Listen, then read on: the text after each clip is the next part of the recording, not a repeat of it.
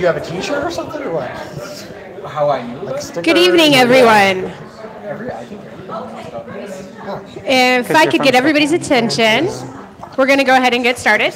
So first of all, I want to welcome you all and thank you so much for joining us tonight for Startup Spokane's first crowdfunding panel discussion. I'm really excited about the guests that we have here tonight. I think there's a lot of really exciting things that a lot of you will learn about how to do or what maybe not to do in crowdfunding. And another first for us is that we're actually going to be able to live stream this event, and it will also live on our YouTube page. That's a first for Startup Spokane. So for all of you, if you use YouTube, or even if you don't, if you could just follow us, that would really be awesome, because if we get 100 followers, we can actually name the channel, so you can go to YouTube and just search for Startup Spokane, and it'll take you right to our page. So that would be really helpful. We're about halfway there. So please do that, and this will be the first event that's live streamed. And I also want to thank Vexing Media. Brandon Smith has been absolutely amazing at getting this all set up for us so that we can actually live stream this event. So thank you to Vexing Media, our media sponsor for the evening. And I also want to take a moment to thank our Startup Spokane sponsors. We have Avista, The Kohl's Company, Lee and Hayes, Witherspoon Kelly, Hart Capital, Tyler Lafferty and 7-2, the City of Spokane, Spokane County, and our Ecosystems Connect sponsor, Moss Adams. So thank you all for being a part of this, because it makes it so that we can do these kind of events. So if you could join me in giving them a round of applause, I would appreciate it.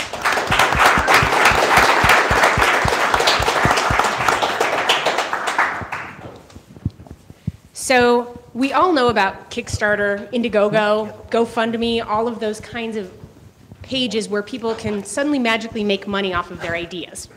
And a lot of us have wondered how that works or what to do.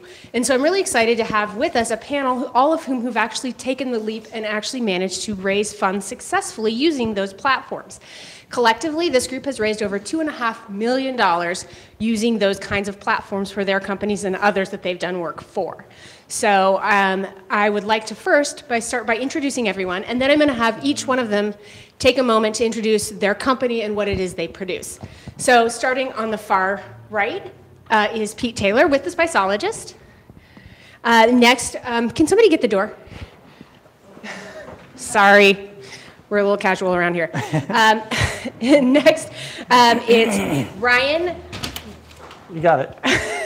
Warzecha, yeah. Who's a producer with Cyan, which is a video game company here in Spokane, the developers of Myst, Riven, and Abduction video games.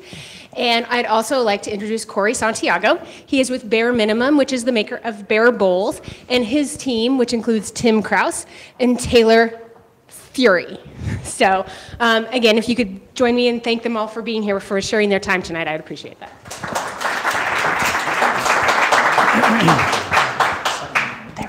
And to start off, what I'd like to do is have each one of the founders tell us a little bit about their company and what it is that they do. So if we could start with you, Pete. Hello. Pete Taylor. My company is Spiceologist Incorporated. We have a couple different spice brands. We sell to specialty gourmet retailers like Williams-Sonoma. We sell to restaurants. We sell to manufacturers. Pretty much every spice known to man, we sell it. And started it about 5 years ago, and we utilized crowdfunding on 3 separate occasions to scale our business. Just bootstrapped it and crowdfunded, and here we are today. So. My name is Ryan Warzecha, and I work for a company called Cyan Inc. I'm the producer there, and we created, back in the 90s, they created Myst and Riven, and then recently we created, through a crowdfunding campaign, Abduction, and it's a puzzle adventure game. And yeah, so that's kind of where we're at. We're making, we just had that crowdfunding campaign, and now we just have another one for Myst. It's been 25 years since Myst, and so now we're doing another campaign right now. So, yeah. 25 years. Yeah. I'm Cory Santiago with Bare Minimum, and we are the creator of the Bare Bowl. The Bare Bowl is the cook pot that you can fold flat and put in your pocket. We started that with Kickstarter, with Indiegogo and Kickstarter last year, and it's just been a little over a year now that we've been doing that, and going on from here. So one of the things that I want to talk about is what is it that makes a product or a company right for using a crowdfunding or a Kickstarter type campaign? What is it that you guys look for when you are setting up your companies that made you think that Kickstarter was going to work for you? Let's go first. Why did we use Kickstarter, or crowdfunding? For us, it was a great opportunity to start something with nothing. And so we didn't have a lot of startup capital. We didn't have anything but a great idea and a great product. And so we went the crowdfunding model for a couple of reasons. One, to prove the market, and then the other to build some revenue to get the product out. And for us, it was, we had brand recognition, but we had a bunch of layoffs prior to that time. Over the years, I mean, we've gone from a company that had maybe 50 to 60 employees, but now is down to, again, 15 people, you know? And so for us, it was brand recognition, but when we went to publishers trying to find funding for another video game that in the market as a whole isn't considered popular, puzzle adventure games are not what, you know, first-person shooters, so they don't sell as much. It was one of those things is we knew we had our fans out there that wanted this, and so we were like, could we, you know, use them to help fund this product to make another game? So that's what I meant. Piggybacking off of what Cory said, originally it was really about market validation, and I came up with a concept where it's very similar to Blue Apron, and this lady Margie said, hey, you should take that concept and put it on a Kickstarter, and I didn't know what Kickstarter was. I looked at it and I did a little bit of diligence and figured out, okay, well, if it's going to work, it's going to work. I'll launch this Kickstarter, and it worked. And as you know, after it was validated, I utilized it more of like a marketing platform. It's a very large community of millions of early adopters out there that want the latest and greatest shiny object. And so I think for us, it's been twofold, you know, market validation, and then after doing that and building a fan base, it's just continuing to create new products and sell to a loyal fan base. And I'd like to actually follow up on that. With Kickstarter, it has kind of, or any of those platforms, you have kind of a unique situation in that you actually have to create kind of an ad or a video.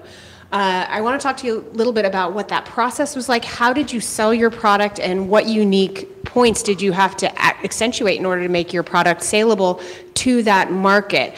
And for those of you who don't know, the Kickstarter market is typically young men, about 18 to 35. So some of your products are not necessarily in that market. So how did you make your product reach outside of it?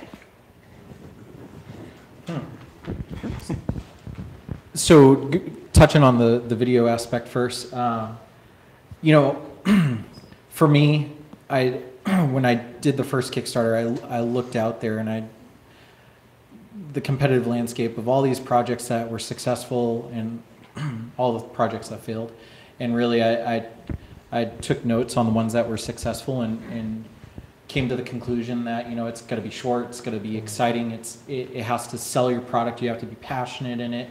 And I really took all those foundational elements, and I created the narrative and the storyboard off of that. The second part of your question is, how do you, knowing that you have an audience that is typically male 18 to 35-ish, if you don't have a product that is, what do you do? Is that what you're asking? Yeah, what I was asking is, your customers are probably not the traditional Kickstarter early adopters. So how did you bring them onto that platform to get your product? How did you get that interest? You know, there are a lot of men 18 to 35 that are on Kickstarter for like technology and gaming and stuff like that. But there's a whole nother part to Kickstarter where there are a lot of women.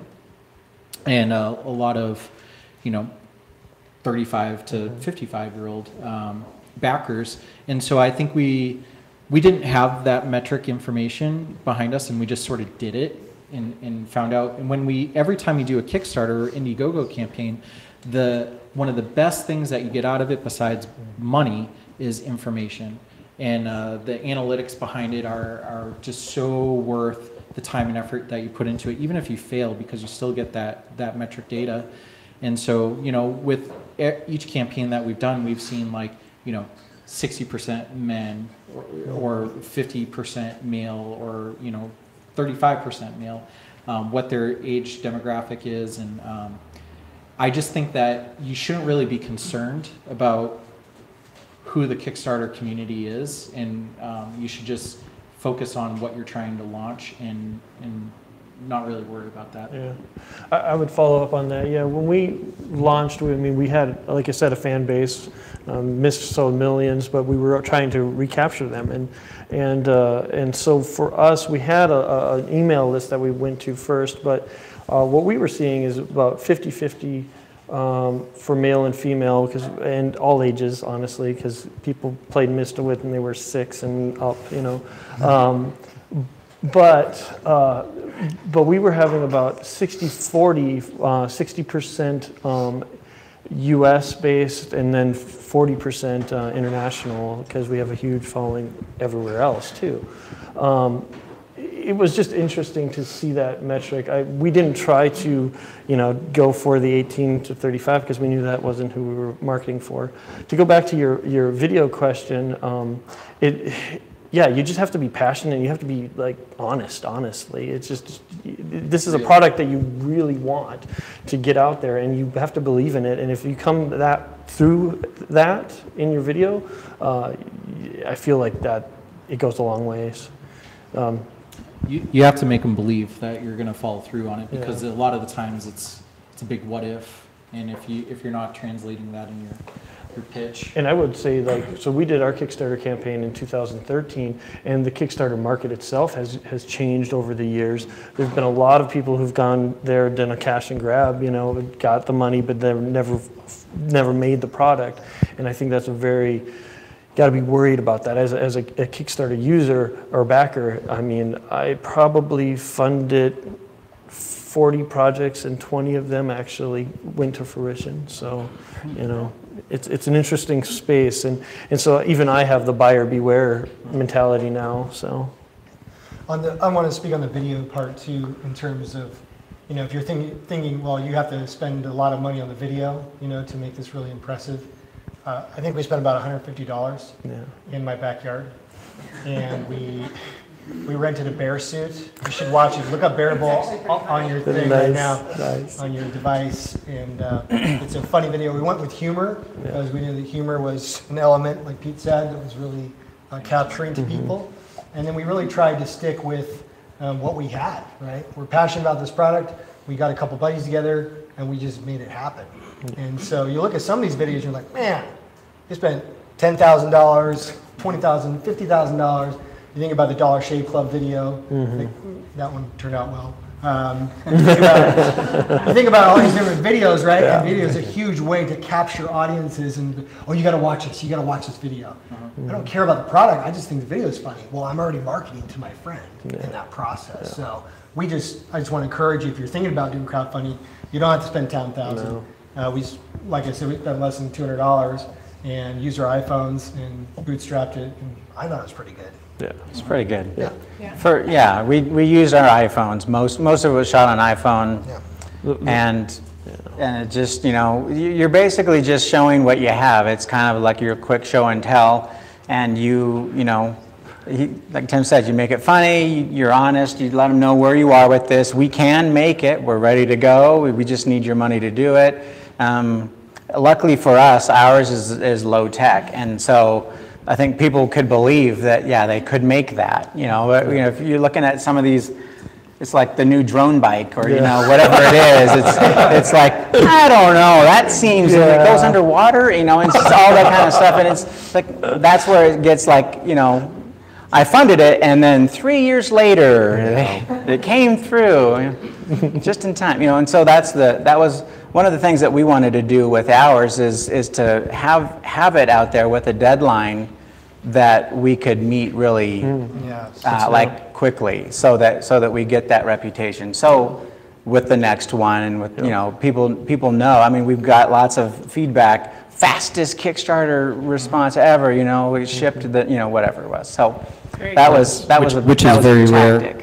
What's that? It's very rare. Yeah. It's rare, yes. Yeah. So, did any of you have to market your Kickstarter campaign outside? So, did you use social media? Did you use other email lists? I mean, I heard you just said that you did have an email list. That's where you started from.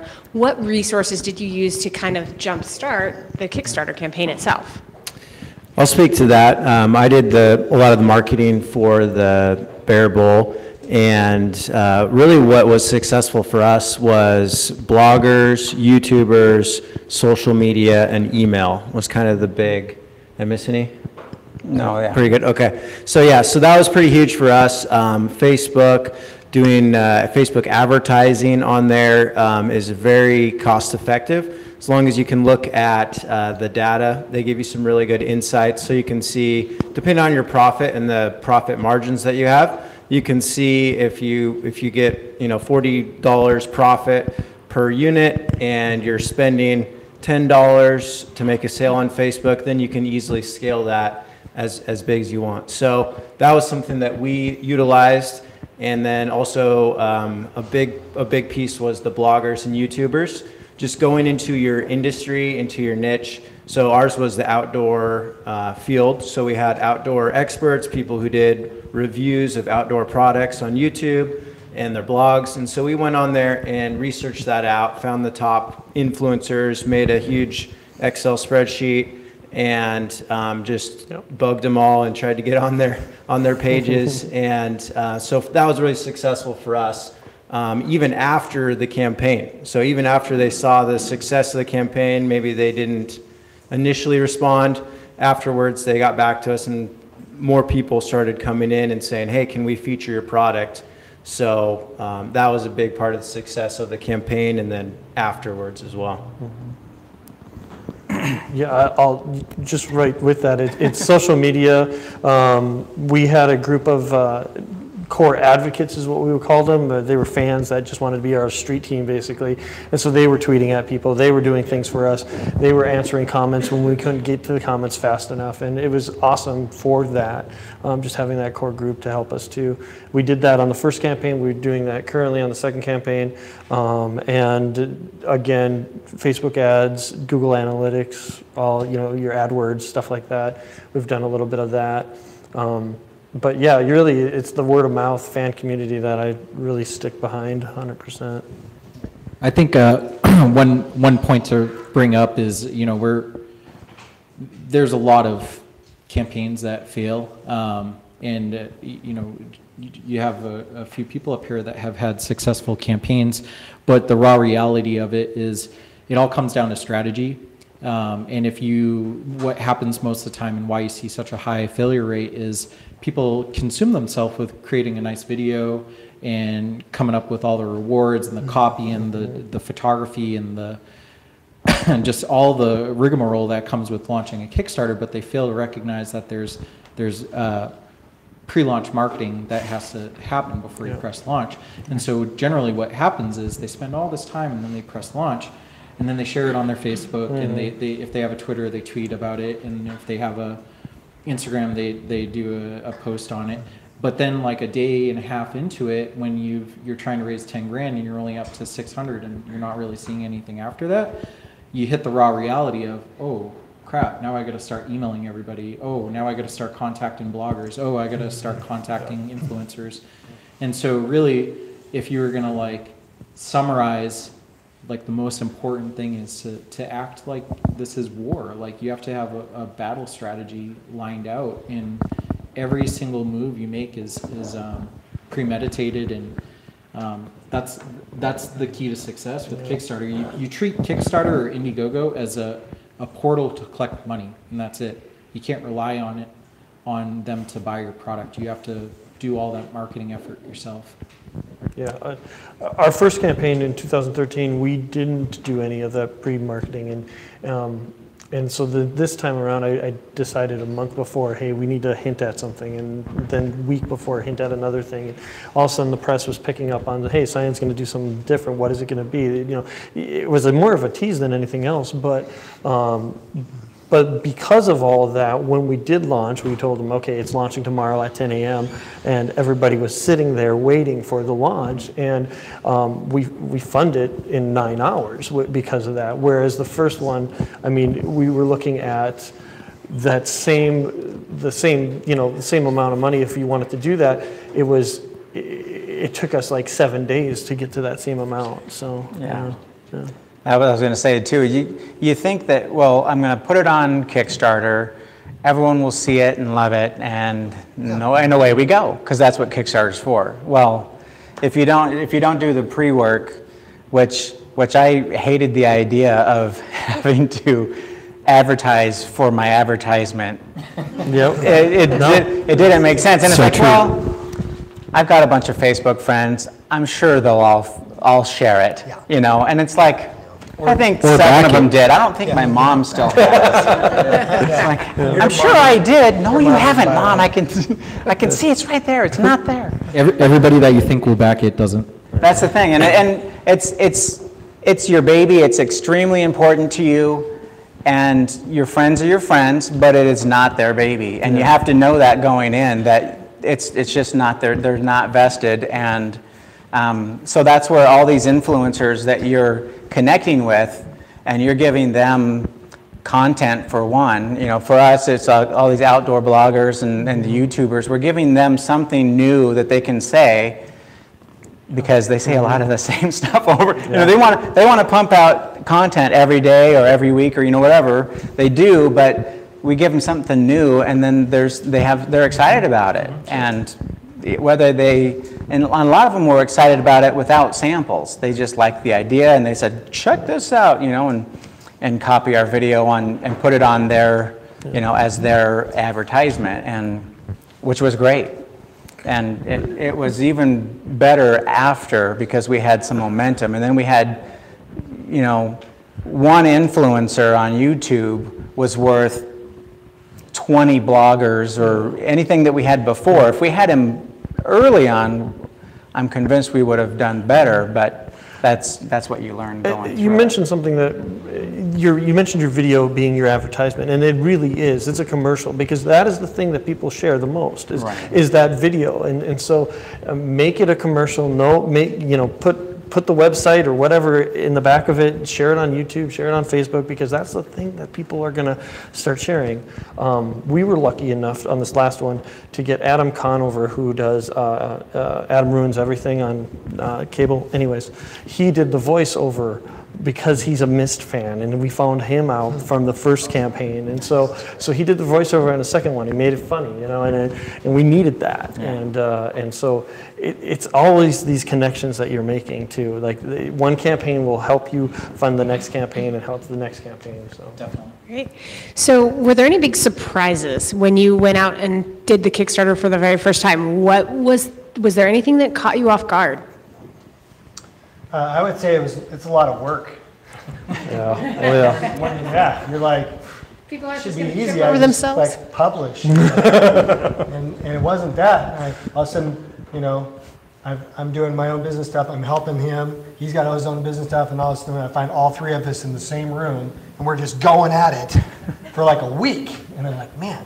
And then it just kept going on and on and on. So the effort that you put into it is 10 times more, I'd say, for us than we thought it was going to be. And you have to put that effort in for it to be successful. Yes. If you don't put that effort in, it will not be successful. Exactly. So I have to ask, did you guys have another job that you guys were doing at the time? Yeah, I know exactly where that's from. And so it's like, I had my full-time job, and I'd come home and I'd be working the rest of the night on the Kickstarter just to make sure that it was still working and we were answering the questions and now everything like that. And not only to the point of launching it, but after you launch it, all the comments and the questions and just the maintenance of the project for the 30 or 40 or 50 days. Why don't you ship to Brazil? You know what I mean? Why don't you do this shipping option? And there's so many things. Yeah. Ideally, it's your full-time job. You're putting in 40 hours a week at that to make it successful. And if you're already working, then it's going to be a pretty rough month, but you just have to make it work. And also building a team helps too. So like Cory brought on Tim for the technology and the video and the distribution and the numbers and the stats and data, and then myself for the marketing. You know, building a good team around you will save you hours and headaches and make your project more well-rounded. Because a lot of times, as an idea guy, you know, you think that your idea is the best, and then other people see it and they think, well, you could change this or change that. So having a team with different perspectives will really help take that burden and also make your product or idea better. One of the surprises for me was it takes a lot of effort to get platform love. That's what I'm going to call it. You think, I'm going to put this out there, Kickstarter's going to see it, it's going to be a staff pick, and then it's just going to blow up. And they're going to love it, and it's going to be crazy, and you're welcome very much. And that's, I mean, you have to do something for them to do something for you, because it doesn't just pop up on their screen. And so, that just goes back to grab your influencers first, because the more that you bring in to their platform, the more they recognize, and they have all the analytics right before them. It's like, okay, so 75% of his sales are coming from our core base. Now, if you can flip that, then now you're a staff pick. And that's where you get the platform love. And if you get a staff pick, I don't know if you ever got a staff, did you? Did it?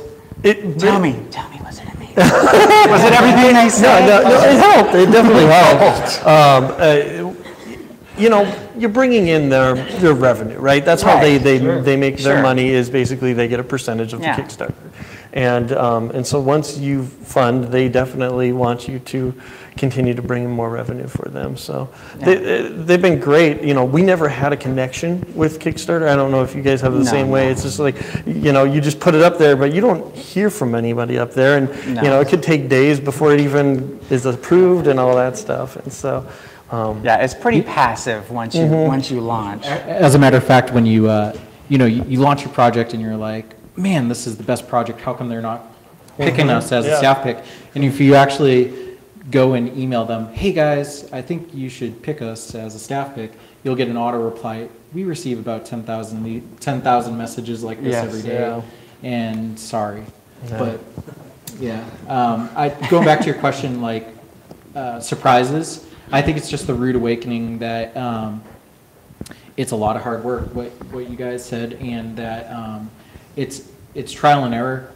Don't expect to just like blow your first project out of the water. I think with Cory and your team, like it took a couple different swings to hit a home run on it. Same thing with ours. The first campaign I ever launched, I only did like 12,000, and then the next one was 50,000, and then the next one was 187,000, and it's like you learn what to do and what not to do. So let's talk about one of the things that Kickstarter forces you to do is you have to set a goal, a fundraising goal. How do you establish that? Do you base it on what you actually need, or do you base it on what, it looks like there's a little bit of black magic to that, because a lot of them seem to set it really low, so they knock it out of the park fast. So, no, go ahead. I think that there's multiple elements to that question, and it all really depends on where you're at. If you're a musician and you want to record an album, but you don't have $20,000 to do it, and you do a Kickstarter, and if you only raise $10,000, you're not going to be able to record an album, and you're going to disappoint all these people. So I think the truth to what you need for your goal is very important. Now, there's a lot of people that utilize Kickstarter or a crowdfunding platform for marketing, and they don't necessarily need that money to do it. And it really all depends. I mean, if you don't have a piggy bank, you don't have credit cards to throw some expenses on, then you should really look close to what you need and pencil out and have a goal that is realistic. I think on the opposite side is you try to, and this is a tip, you try to set the goal as low as possible so you hit your goal as fast as possible and leverage that success in PR and like Cory was saying, you know, funded in 9 hours. Like then you're sending it to all the bloggers. Hey, look, we funded in 9 hours, which shows popularity and it shows, I guess, validation of the product or technology that we're working on. Yeah, I mean, so the very first campaign we did, I mean, we had this big question with my CEO and my president, the president of the company, and it was like, we knew that we couldn't make a new game probably for less than 3 million. And that's a team of 25, that's, you know, 4 years of development, so that you have to take that all into account. So we're like, and most video games, by the way, they spend a lot more than that. So we looked at that, but we were looking at Kickstarter and video games at the time, and, you know, we were looking at these games, but their goals were like, you know, 600,000. The most at that point, in 2013, one person had put a goal for 1 million, and they had just done it, right? Just barely made it. And so, I mean, basically, we had this meeting where it's like, we can't put 3 million. We can't put 3 million because we'll never get that.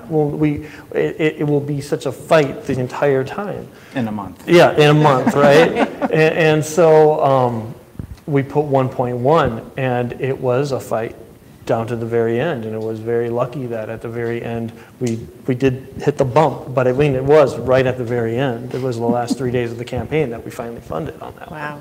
It's a stressful month. Yeah. So this time around, we went, and I basically was like, okay, what's the lowest we can do? And we know we have these fees that we have to pay and all this stuff. And so, yeah, it was well lower than that, you know. And I was like, okay, I know that this is a lot, but at least it's lower. It's something that I can feel like it's tangible, and we will not have to fight this for the next 30 days. And my hope was to be funded in the first 5. If I got funded in the first 5, I was like, okay, now I can start, you know, using that leverage and start marketing and everything like that. So when it did 9 hours, then that was just a surprise to me, and I was just like, oh, okay, well. It's like drinking the Kool-Aid. One of the last campaigns that I did for the Spice Company, we set a very low goal, like $10,000. And we were funded in 4 hours, and I think like from that and just people seeing like, oh my goodness, like they still have 39 days left, and it just shows like what's the word I'm looking for?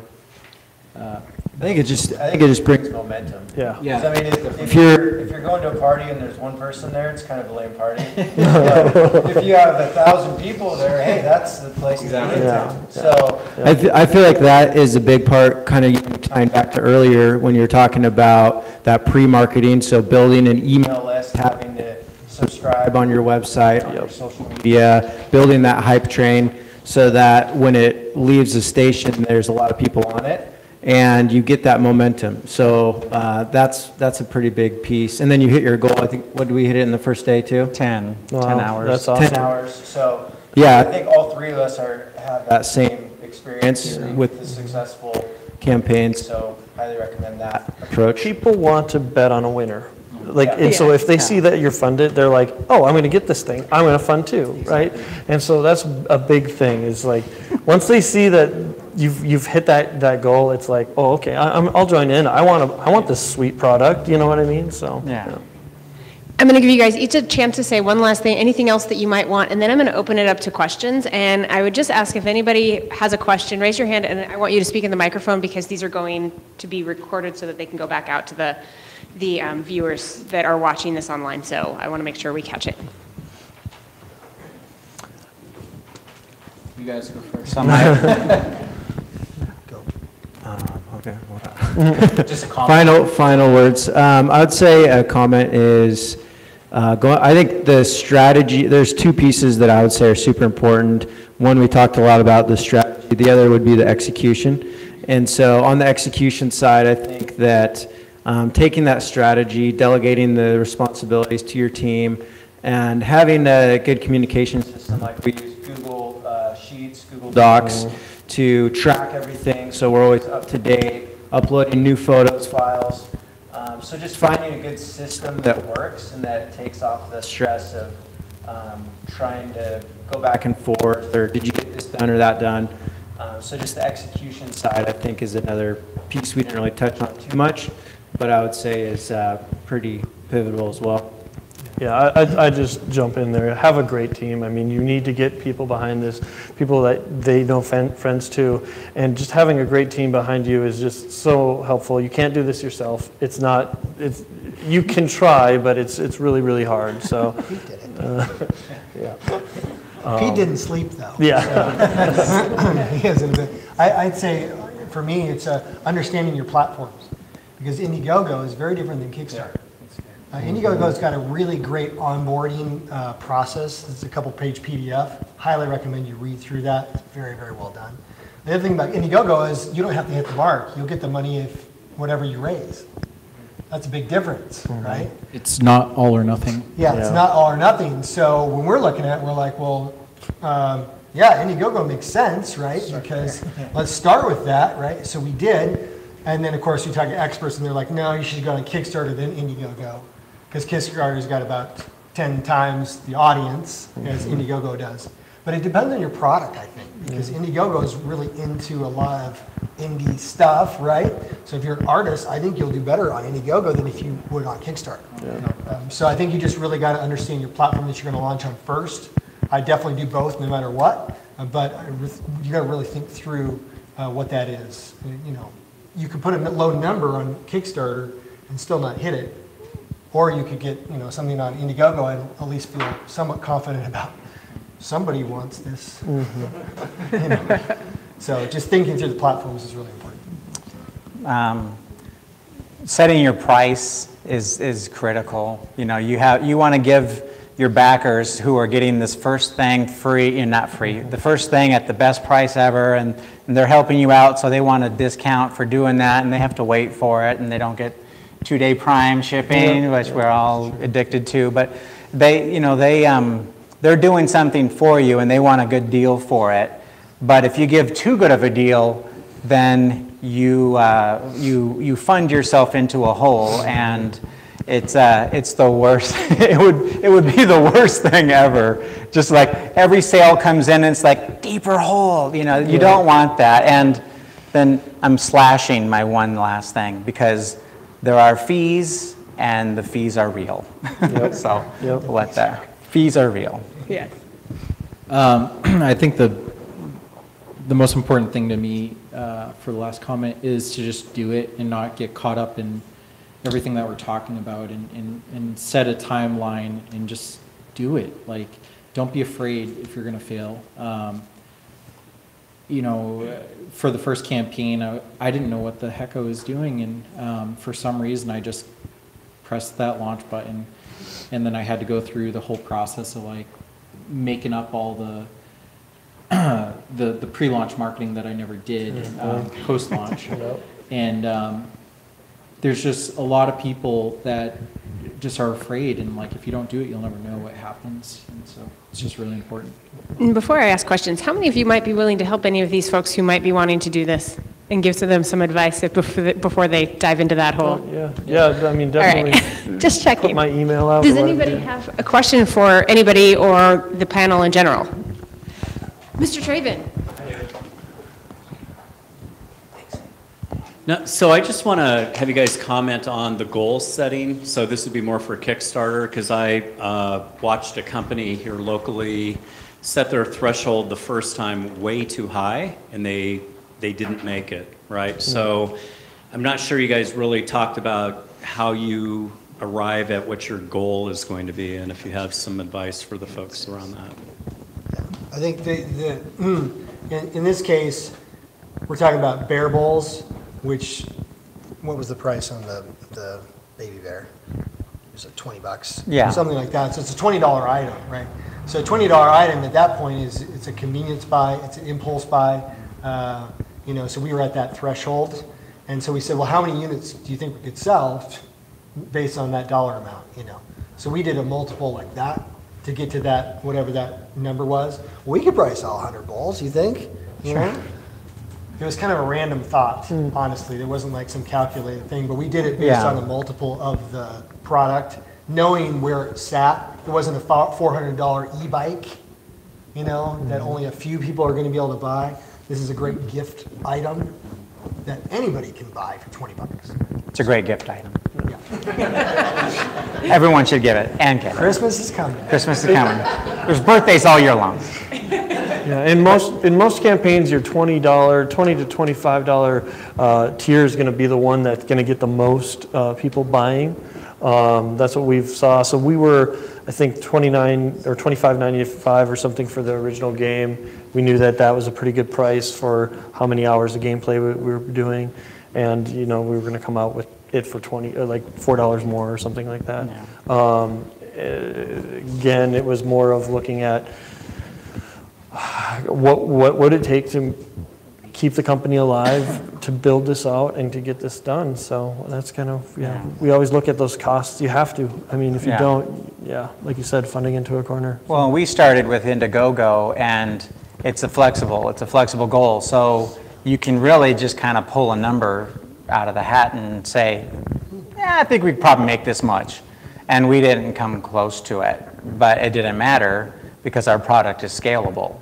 Now, if your product is not scalable and you've got to have like a bunch of tooling up front or electronic, all this different things and minimum buys for these things, then you need to take that into account. What is your minimum actually to get all of the components to build what you have? That's what your goal minimum is. And then, if you don't consider, well, I have my minimums, but then I also have to ship it to me. Now you're in that hole, and then it gets scary. I made my goal, but I need a little bit more, and there's 5 days left. And then that, who needs that stress? You want to build it, pad it enough to where you can meet your goal and get it. And that's where your homework before the campaign is really important. Steve, to clarify, you were asking what the minimum amount you need to actually complete the project, or what your pricing threshold is for your product. Yeah, so it's more about, I think it's more the Cyan model where with Cyan, they're using their goal is based on what they need, the money, they need that money to develop their product. And that's really, you guys on the Bear Bowl, you're basically, they were just orders, right, for you. I mean, you could just build and ship. There's no minimum order quantity. Right, and I'm thinking about the startup that is needing a certain amount of money to get to production, and so they're hoping that through their campaign, they're gonna raise that money so they can get there. And this example that I'm thinking about was a company that was asking for 75 and they couldn't get there. And so it hampered their ability to get to manufacturing. So that's I was curious about how, I know it's complicated. But that number has to be realistic, right? Because what you don't want to start a company in the hole. I mean, you know what I mean by that. But it's like, so many Kickstarters now have done that. Give a really low number. I'm going to make a video game for $500,000, and it's going to be this open world thing that's going to be 40 hours of gameplay, and they don't know what they're talking about because you can't do that. And so so people fund it, and then they get mad when it doesn't show, and so now it hurts the rest of us who are actually doing something that we can produce, because the buyer is very beware. So. Yeah, you guys nailed it. Well, I think the other thing to know is that one of the great things about crowdfunding is you are testing the market as well as building the fund. So if you don't fund it, then that's when you go back to the drawing board and say, okay, why didn't I? I need this much. That's reality. Why didn't I get that? And there's a couple of things, and one of the things that I love to say is the crowdfunding community is big, but it is a small fraction of mass market. Yes. And so it's kind of like the New York. If you can make it there, you can. No. It's sort of. Because if you can make it there, then you at least know that in this small segment of the mass market, we were successful. So now when we get to not just this tight demographic, when we get to the open market where we can present to people who buy our types of things, now we know that we can have some traction there. Go ahead. I don't think there's one easy answer to this. I think there's so many variables in play. You may have a amazing product, but you just don't have that marketing hat or branding hat. You may have an amazing product and you just didn't expand your social sphere to what it needs to be to get the funds that you need. You may have an amazing product, but it's not a good fit for a crowdfunding platform, like you're trying to open up a barbershop in downtown Spokane. Another question? I have one other thing to add to that, is that when I did the first campaign, there wasn't a lot of resources out online at that time. There wasn't Facebook groups, there wasn't anything to do. Now there are, and one of the big things I do now is I'm on so many groups, and share your campaign before you launch. Make sure that you get other people's opinions. Let other people who've done this before give you advice. Reddit. Yeah, exactly. Reddit. Like today's day and age is like, technology, I mean, like your phone. Like when Kickstarter first launched, the smartphone was just starting to come out, and like it didn't have the power that it has now, and the apps and the social, like just the social experience was nowhere to where it is right now. I mean, you literally have so many different platforms to share. I was listening to a podcast the other day, and this guy was basically saying that in the 50s, it would cost you like $25 million to get your product, the product exposure as what it costs for free on your iPhone now, just with the print press and TV and stuff like that. So,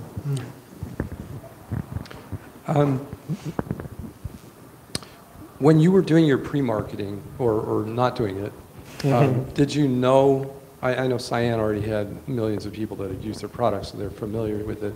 But did you know the people that you were getting to promote it, the bloggers, and how did you reach out to them? What sort of response did you get from them when you were first starting out? So it's a lot of homework.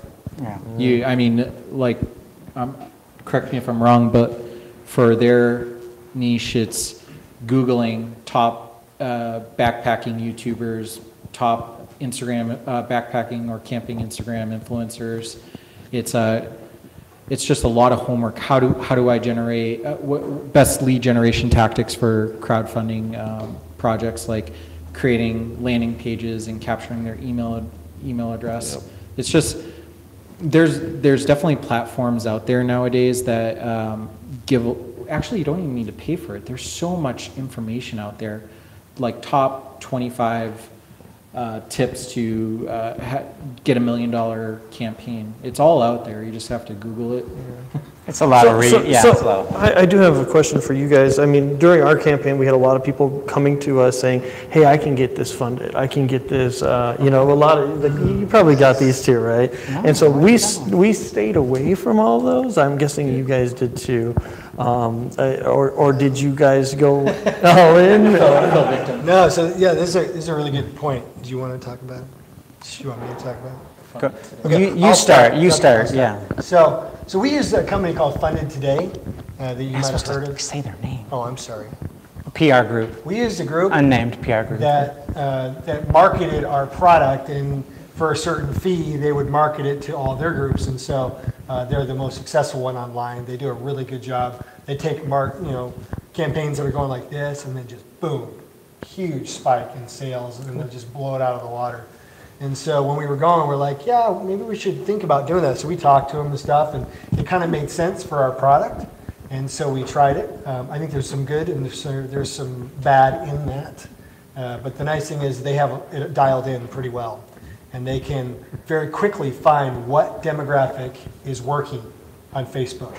Like sometimes within hours, they'll post 50 ads, different times, different styles, different ways of posting it. And then they'll come back with analytics and say, yep, this is the one we're going to hit, and we're going to pour money into that one. And I will say that that's a great thing. We're doing that currently with our latest campaign, not necessarily that PR group, but we are using an ad company to help us find what we need, because we want to get more than just our core group. We want to get all the people who've played Myst. But I guess what I'm saying is beware of other people trying to scam you during the campaign. Yeah, as soon as you hit launch, all of a sudden it's like, hey, I saw your campaign on Indiegogo, or hey, I saw your campaign, and what we do is help campaigns like yours, blah blah blah. And we've got a list, and it's like everyone. I have 200,000 Twitter followers, and for $500, I will tweet all of them. Yes. You'll get probably 80 of those. Yes. And to touch on Funded Today, or the PR company, you're making a deal with the devil. It can be really great, but they've also been known to really take advantage of individuals. They charge you like basically a $2,500 to $3,500 fee to like test your campaign. And if they feel that it's not a good fit for them, you basically lose that money. But if they feel it's a good fit for the company and they start pouring in ad spend, you can do millions of dollars, and it all really boils down to if there's a demand for your product. With that being said, they take a substantial amount of money from you, but it all depends on your end game. If you're just trying to raise money on a Kickstarter, that's probably not the best idea. But if you're trying to provide market validation and leverage the success of that and bring it to mass market, which is a much bigger market opportunity, then it might be a good idea. For example, Beer Bowl, you do a set amount of money, and you utilize Funded Today or the PR company, and it blew out of the water, and then you can take that and say, hey, REI, look at what we just did. You might not have made a dime on it, but it might open up a lot of opportunities, which for our examples, it opened up like relationships with Whole Foods and Williams-Sonoma and stuff like that. So how long did you spend on your pre-marketing? How much far in advance of the campaign did you start it? Solid month for us. Yeah, for sure. I guess it all depends on how aggressive, what your goal is. I mean, would I be wrong in saying that? Well, I mean, it's a lot of work, no matter what you do. Yeah. So I think the work is fairly equal in terms of if I wanted to raise 100,000 versus 5,000, I still have to get it out there. I still have to do all the video. I have to do the marketing. I have to do all the components. So I think the rule of numbers plays into it, and the more you expand your social sphere. Let's say, for example, Cory and Tim get 25 YouTubers. And they work deals with them, and they do that, and they syndicate their message to a combined following of 10 million people. Well, 0.00 whatever % of that is going to convert. And so all I'm trying to say is what if they did that to 50 YouTubers, or if they did it to 150 or 500?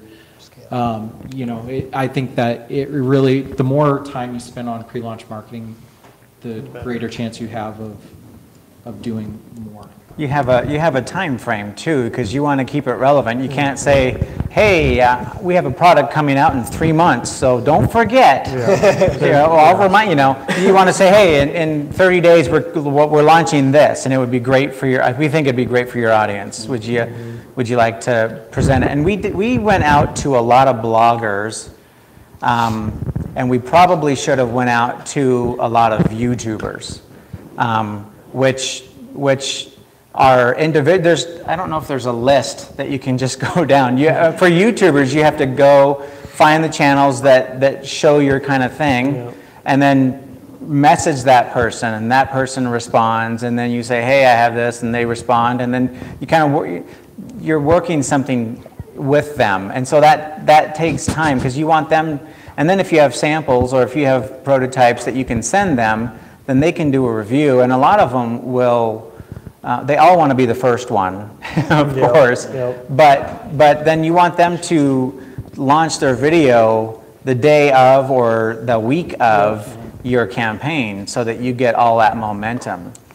And then you can get that. Yeah, we're big in Japan, by the way. So we have this pretty funny video. It's like a game show where these Japanese people were on there. We don't know what they were saying.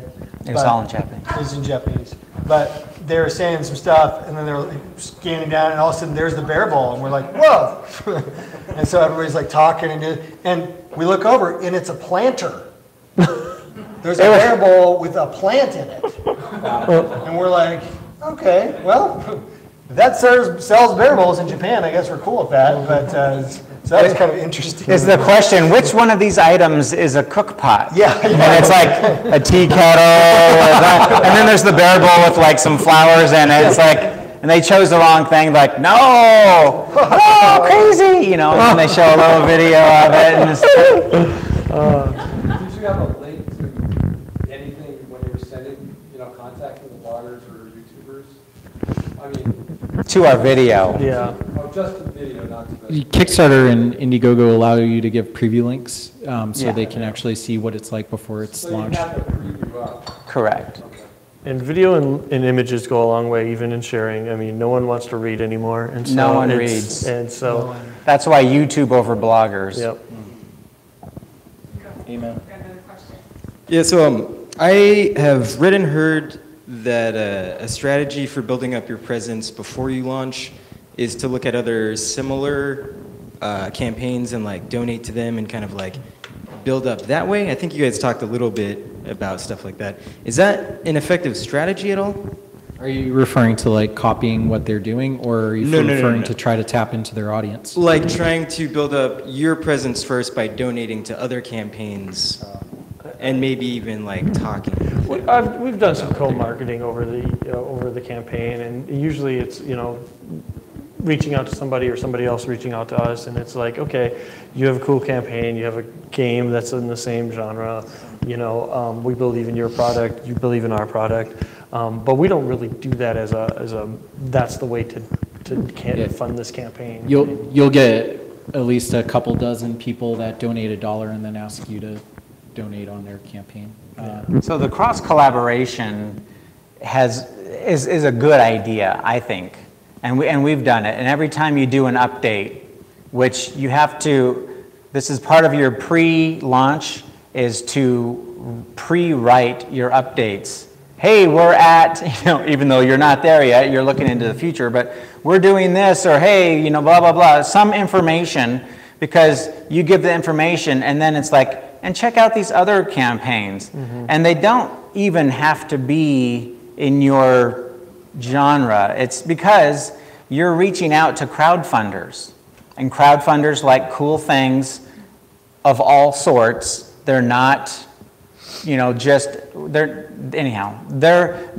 crowdfunding group, and they like to buy new things. Yeah. There's a big difference between marketing to people in your target market that have never experienced Kickstarter before and have not put in their credit card information and received something, versus marketing to people that have done that. Yeah. And if they've gone through the process and put in their credit card information, they sort of get hooked on it, Yeah. And some of them buy 40 things. yeah, but only receive 20. Yeah. So, like, you bring up your question, I think, to answer your original question, if you're just doing it to like, oh, I'm going to pledge $1 and maybe they'll pledge something back, it's probably not a good tactic. What I would recommend is what Cory was saying, is cross promotion.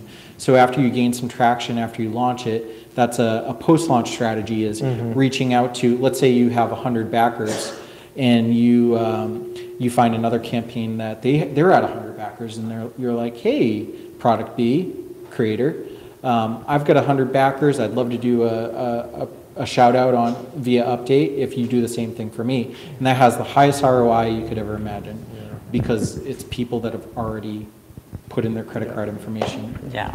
I will go with that, though, especially for us. We had so many of those people just coming to us. Again, beware of what you do. If you back the wrong horse and they don't, they fund or they then don't give the product out, that can come hurt you in the end. They're like, hey, you promoted this thing that then all their backers didn't get this product. Why did you promote it? There was a few of those. Also, I think too is I wouldn't put a lot of time in that, honestly.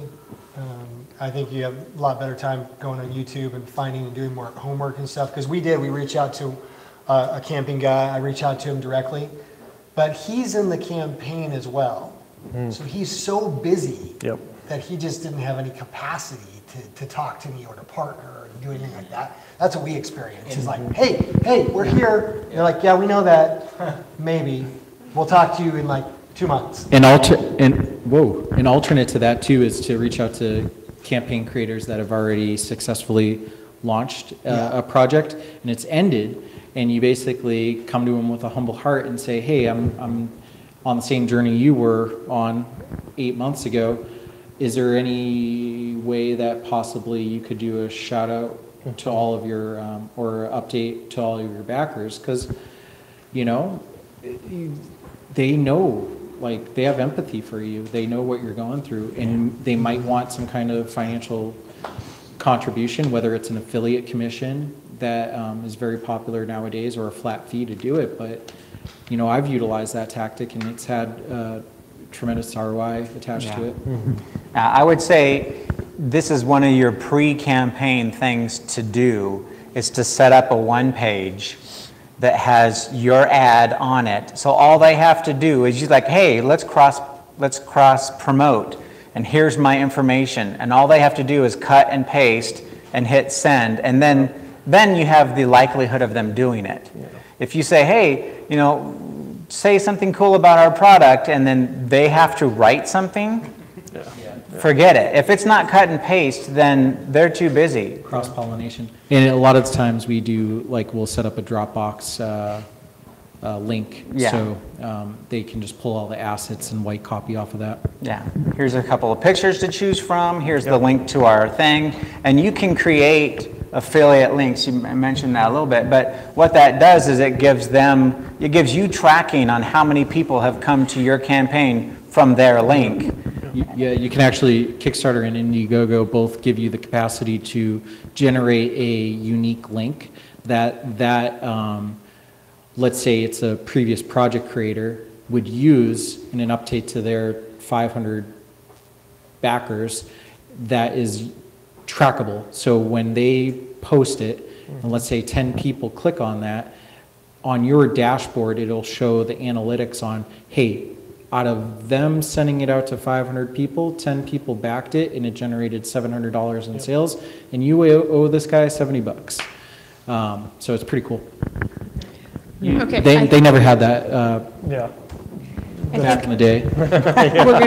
We're gonna do one more question, and then we're gonna kind of let you guys come back into the group, and if people have individual questions, they can come harass you individually. So one more question, and then we're good.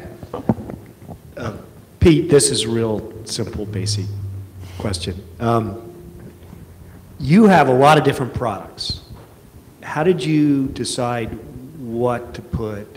You know, did you do a spice package and, you know, presenting your product? How did you? Yeah, if you offer too many different variations, it's a mess. You know, at the end of the day, I have a dozen things in my head I want to do, and I think my biggest thing is I talk about it. Like, I talk with my team, I talk with my wife, I talk with my friends. Hey, I got this idea, and really, like, come to your friends and your family and your colleagues with you got to say, don't bullshit me. Like, tell me the truth. What do you think? And you just come to your own conclusions. Like, what are people most jazzed about? And we have done testing, like on Facebook and social channels. Like, we'll show 2 different flavor variations and like A or B, and you know we've done some metric testing that way. So you didn't just offer a flavor; you offered a couple, a kit, or did you narrow it down? Yeah, so for a couple of the Kickstarters that I've done, we've offered multiple different flavors and gave the Kickstarter community a choice. You know, quite a few choices. And it was awesome because we saw what the most popular flavors were out of that. But I think what you're asking, Chris, is how do you know what to put on there and what not to put on there? And at the end of the day, I would recommend just putting it all on there and seeing what works. Like with you guys, you probably figured out what the most popular size of your beer bowl is, right? Our first campaign, we started with one thing. And then the second campaign, we added 2 more sizes.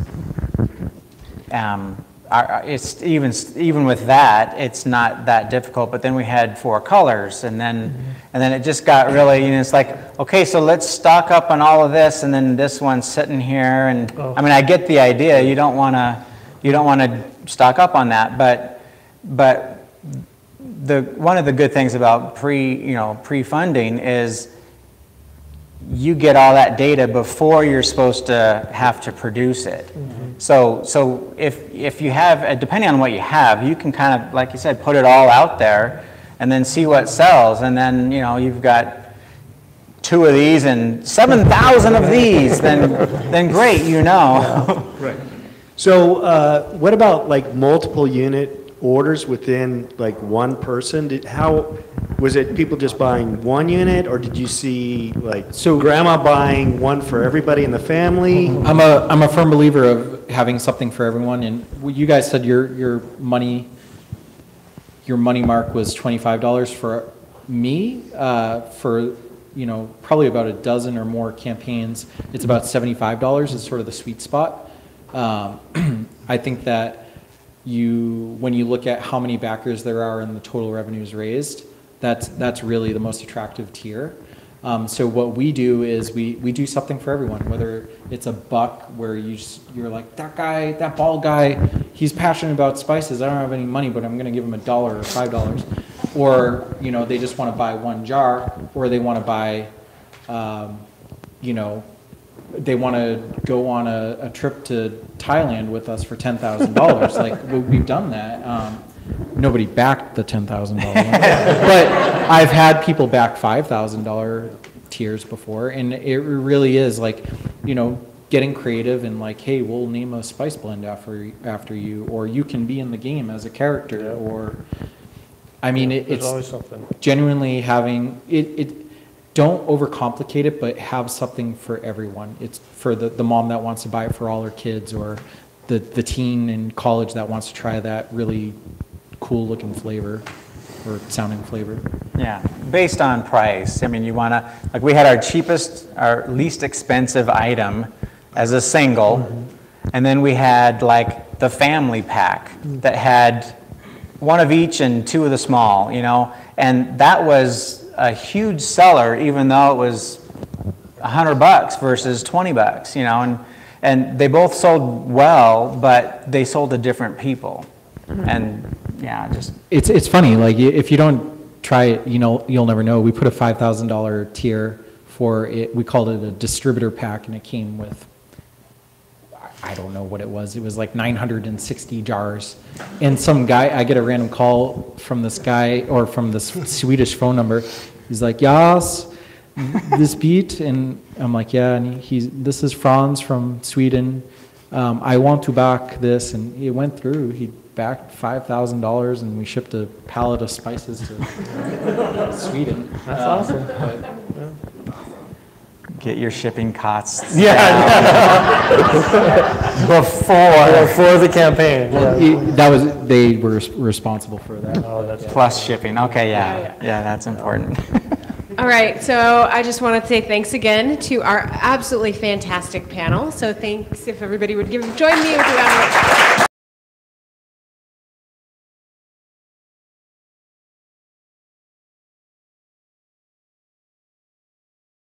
Questions, that would be lovely. Have a great evening, and thanks so much for being here.